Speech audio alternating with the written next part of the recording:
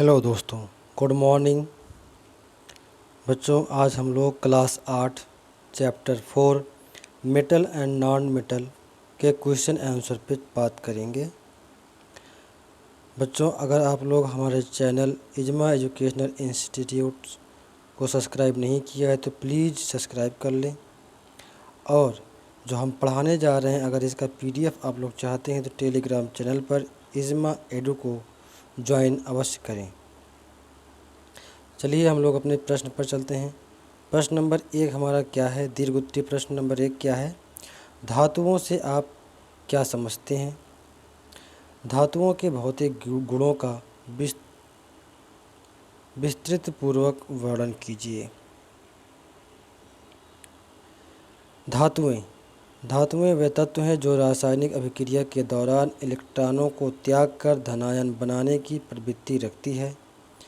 ज्ञात तत्वों के अनुसार सभी तत्वों में लगभग 80% धातुएं पाई जाती हैं। धातुएं प्रायः ठोस, धात्विक, चमक युक्त, ऊष्मा तथा विद्युत की सुचालक, तन्यशील तथा और धनवर्धनीय होती हैं।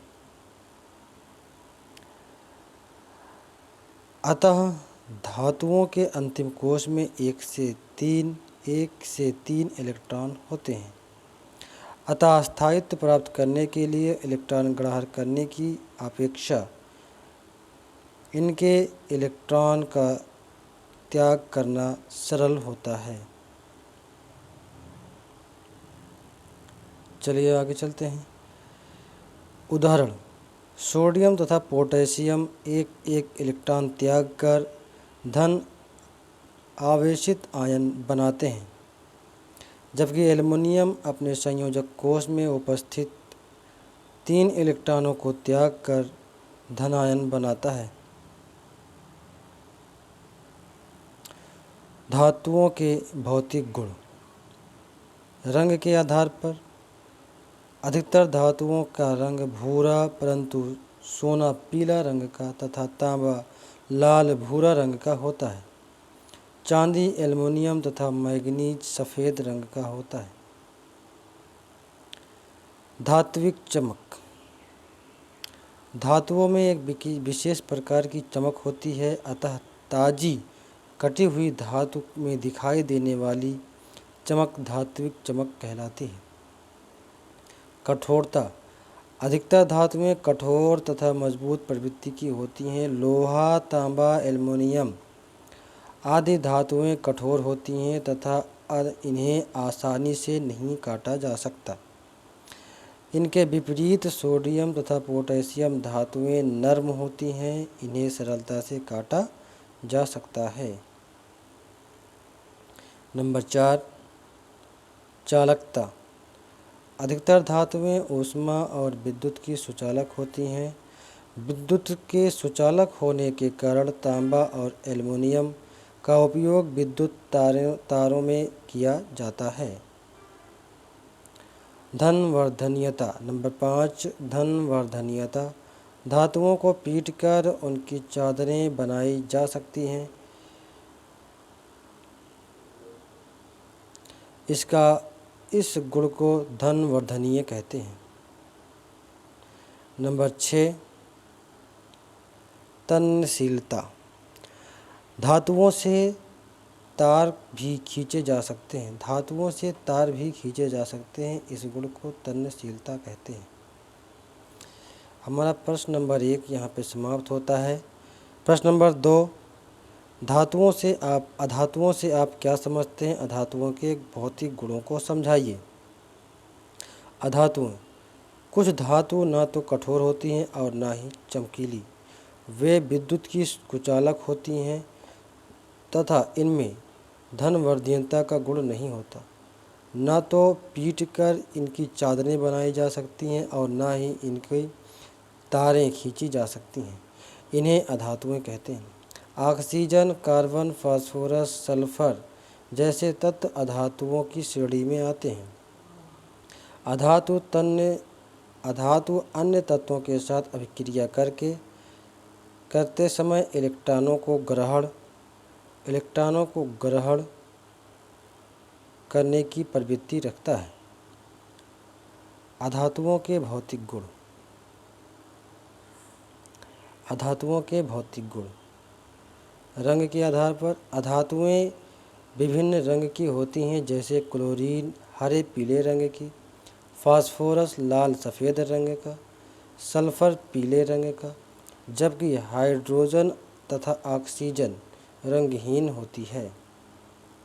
कठोरता। नंबर 2, कठोरता।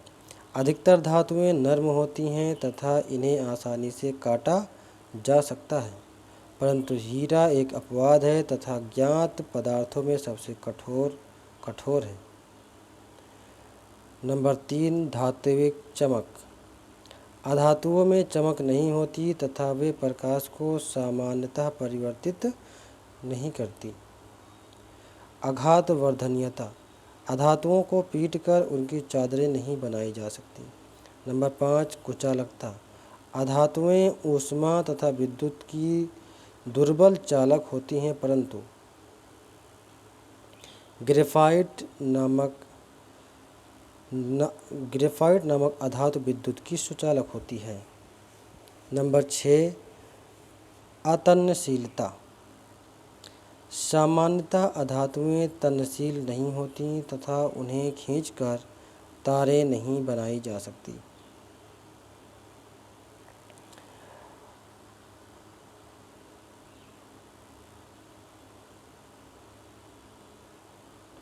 अतन्न शक्ति। अतनाव शक्ति। धातुएं दृढ़ नहीं होती और न ही उनमें तनाव शक्ति होती है। अतनाव शक्ति। धातुएं दृढ़ नहीं होती और न ही उनमें तनाव शक्ति होती है। नंबर 8, ध्वनि उत्पादक। अधातुएं ध्वनि उत्पादक नहीं होती। चोट मारने पर ये कोई ध्वनि उत्पन्न नहीं करती। प्रश्न नंबर 2 यहाँ पे समाप्त होता है। प्रश्न नंबर 3, निम्नलिखित के लिए अभिक्रियाएं लिखिए। जिंक की गोलियों को कॉपर सल्फेट के बिलियर में रखा जाता है। Zn + CuSO4 = ZnSO4 + Cu।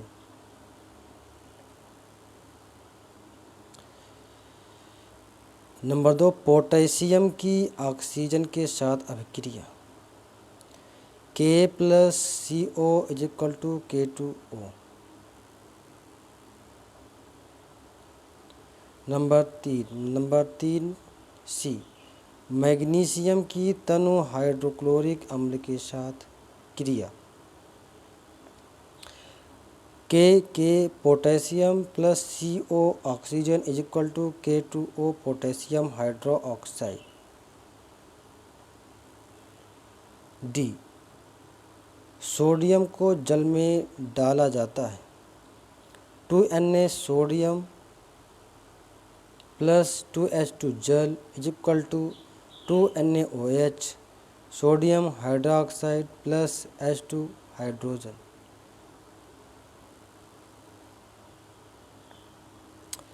लघुत्तरी प्रश्न।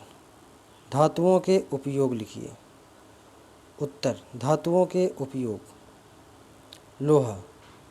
ए, लोहा इस्पात का मुख्य घटक है। इसे सीमेंट के साथ मिलाकर प्रबल कंक्रीट के रूप में भवनों के निर्माण, बर्तन, समुद्री जहाज, रेलवे लाइन आदि बनाने में प्रयोग किया जाता है। बी, कच्चे लोहे से पाइप, सिलेंडर व टंकियां आदि बनाई जाती हैं। कॉपर अथवा तांबा।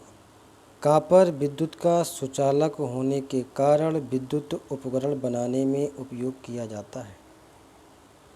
बी, यह ऊष्मामापी तथा कारों के रेडिएटर बनाने में काम आता है। एल्युमिनियम। एल्युमिनियम विद्युत तारों को बनाने में भी काम में लाया जाता है। एल्युमिनियम चूर्ण का उपयोग पेंट बनाने में किया जाता है। प्रश्न नंबर 2, अधातुओं के उपयोग। अधातुओं के उपयोग। नंबर 1, सल्फर अथवा गंधक। सल्फर टायरों के निर्माण में प्रयुक्त होने वाला वल्कनीयकृत रबड़ बनाने में किया जाता है। बी, सल्फ्यूरिक अम्ल बनाने में किया जाता है। Number 2, graphite. नंबर 2, ग्रेफाइट ए, इसे स्नेहक के रूप में प्रयोग किया जाता है। ग्रेफाइट को स्नेहक के रूप में प्रयोग किया जाता है। ग्रेफाइट से पेंसिल बनाई जाती है। Number 3, phosphorus. फास्फोरस से इसका उपयोग दिया सलाई तथा पटाखे बनाने में किया जाता है। पौधों का उर्वरक बनाने में इसका प्रयोग किया जाता है। प्रश्न नंबर 3, अयस्क से आप क्या समझते हैं? अयस्क से क्या अभिप्राय है? अयस्क उन शैलों को अयस्क और कहते हैं जिनमें वे खनिज हों जिनमें कोई धातु आदि महत्वपूर्ण तत्व हों। अयस्कों को खनन करके बाहर लाया जाता है, फिर भी इनका शुद्धिकरण करके महत्वपूर्ण तत्व प्राप्त किया जाता है, अयस्क कहलाता है। कुछ धातुओं तथा उनके अयस्क। सोडियम का प्रमुख अयस्क क्लोराइड है। अयस्क का नाम रॉक साल्ट है। आगे बढ़ते हैं। कैल्शियम का अयस्क कार्बोनेट और सल्फेट है। कार्बोनेट डोलोमाइट और सल्फेट जिप्सम। लोहा का अयस्क सल्फाइड और ऑक्साइड है। आयरन फेराइट और हेमेटाइट। कॉपर या तांबा। कॉपर का सल्फाइड अयस्क जो है सल्फाइड है और कार्बोनेट है। सल्फाइड चल्कोसाइट और मैलाकाइट। नंबर 4, मिश्र धातु पर संक्षिप्त टिप्पणी लिखिए। मिश्र धातु वे वस्तु है जिसमें धातुओं के सब गुण होते हैं। इसमें 2 या 2 से अधिक धातु या अधातु होती है जो पिघली हुई दशा में एक दूसरे से पूर्ण रूप से घुली रहती है और ठोस होने पर स्पष्ट परतों में अलग नहीं होती। प्रारंभ में मिश्र धातु का अधिकतम उपयोग सिक्कों और आभूषण बनाने में होता था। मिश्र धातु बनाने के कारण यह धातु की कठोरता को बढ़ा देता है। नंबर 2, धातुओं के गुणों में परिवर्तन लाने के लिए। नंबर 3, धातुओं के वायुमंडल तथा रसायनों के कारण होने वाले संरक्षण के प्रतिरोधी बनाने के लिए मिश्र धातु बनाई जाती है। नंबर 5, सोने की शुद्धता की पहचान किस प्रकार की जाती है, समझाइए। सोना एक अक्रिय धातु है, इसलिए इसकी चमक समाप्त नहीं होती और यह आभूषण बनाने में प्रयोग किया जाता है। शुद्ध सोना नरम होता है, इसे थोड़ा कठोर बनाने के लिए कॉपर, सिल्वर अथवा पीतल जैसी धातुएं आवश्यक अनुपात में मिलाई जाती हैं। सोने की यह मिश्र धातु आभूषण तथा अन्य सजावटी सामान बनाने में के लिए बिल्कुल उपयुक्त है, परंतु सोने में अन्य धातु मिलाने पर शुद्धता में कमी आ जाती है। सोने की शुद्धता को कैरेट इकाई में मापा जाता है। 24 कैरेट सोने को 100% शुद्ध सोना माना जाता है। 22 कैरेट सोने में 92% शुद्ध सोना और 8% अशुद्धियाँ होती हैं। 18 कैरेट सोने में 75% शुद्ध सोना और 25% अशुद्धियाँ मिश्रित होती हैं। कारण बताओ। प्रश्न है, कारण बताइए। सोडियम और पोटेशियम को मिट्टी के तेल में रखा जाता है, क्यों? उत्तर है, सोडियम और पोटेशियम बहुत अभिक्रियाशील होता है। यह ऑक्सीजन और जल के साथ अत्यंत अभिक्रिया करता है। अभिक्रिया में बहुत अधिक ऊष्मा उत्पन्न होती है, इसलिए यह मिट्टी के तेल में संचित रखा जाता है। क्वेश्चन नंबर 2, चांदी का उपयोग दर्पण बनाने में किया जाता है। दर्पण बनाने के लिए उपयोग किए जाने वाली चांदी या एल्युमिनियम यौगिक आज कई उद्देश्यों की पूर्ति करता है। चांदी गैर संरक्षक और इसलिए दर्पण को लंबे समय तक चलती है, इसलिए इसमें अत्यधिक परावर्तक गुण होता है जो दर्पण बनाते समय लाभदायक होता है, और यह एक कम घनत्व वाली सामग्री है जो अन्य प्रकार के यौगिकों की तुलना में बहुत हल्का होता है। इसके अलावा यह दर्पण बहुत मजबूत होता है, जो कि इसके सबसे बड़ा लाभ और लाभ की संभावना है। वर्षों के दौरान चांदी की प्रक्रिया में बहुत सुधार हुआ है। यही वजह है कि दर्पण अब पहले से कहीं अधिक मजबूत हो गए हैं। एल्युमिनियम की पन्नी का उपयोग खाद्य पदार्थ को लपेटने में किया जाता है। क्यों? एल्युमिनियम कम प्रतिक्रियाशील धातुओं में से एक है, इसलिए यह खाद्य पदार्थ के साथ प्रतिक्रिया नहीं करता और स्वाद में बदलाव नहीं करता। इसके अलावा एक धातु होने के नाते एल्युमिनियम अत्यधिक लचीला और बहुत पतली पन्नी में बनाया जा सकता है, जो भोजन को लपेटने के लिए बिल्कुल उपयुक्त है। रिक्त स्थान की पूर्ति कीजिए। रिक्त स्थान की पूर्ति कीजिए। सबसे कम क्रियाशील धातु तांबा है।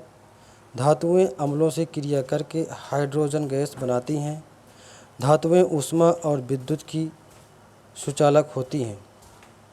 पारा को छोड़कर सभी धातुएं ठोस होती हैं। मिलान कीजिए। तन्यशील धातु एल्युमिनियम है। तन्यशील धातु क्या है? एल्युमिनियम है। प्लेटिनम एक धातु है। मिश्र धातु क्या है? मिश्र धातु धातुओं और अधातुओं का मिश्रण होता है। तांबा वाहनों के बनाने में काम आता है। क्लोरीन अधातु है। धनवर्धनी क्या है? सोना है। धनवर्धनी क्या है? सोना है, क्योंकि इसे पीट कर बहुत लंबा किया जा सकता है।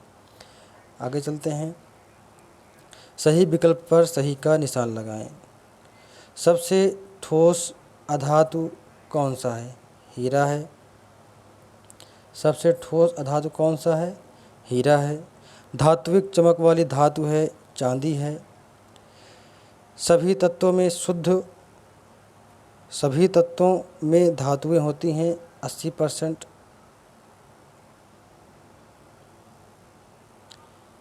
इन धातुओं को वायु में रखा जा सकता है।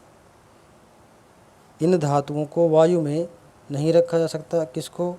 सोडियम और पोटेशियम को। रॉक साल्ट क्या होता है? पोटेशियम होता है। सामान्य वायुमंडलीय परिस्थितियों में धातुओं का ऑक्सीकृत होना कहलाता है संक्षरण कहलाता है। क्या कहलाता है? संक्षरण कहलाता है।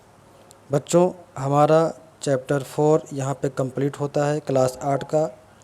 बच्चों, अगर आपने हमारे चैनल इजमा एजुकेशनल को सब्सक्राइब नहीं किया है तो प्लीज़ सब्सक्राइब कर लें, और PDF को पाने के लिए इजमा एजू टेलीग्राम चैनल को ज्वाइन अवश्य करें।